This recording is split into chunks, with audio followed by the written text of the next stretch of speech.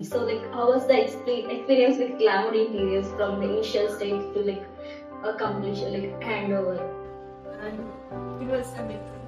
And we got a lot of compliments for this design.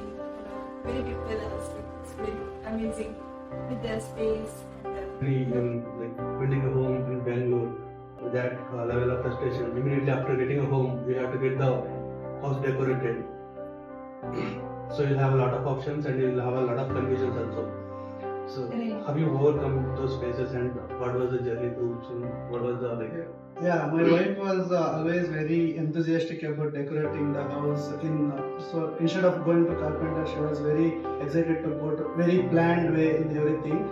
So one of your Instagram ad, we came across Glamwood and we rooms, kitchen, all everything. So covered with the cost which we expected. We had in our budget. Yeah. So it was good, and after that, everything went as per our plan. We got good support from your team, from the designer, project manager, especially from you also. So it was overall, it was a very nice experience, and I would like to suggest to my friends also to for their designs first to plan.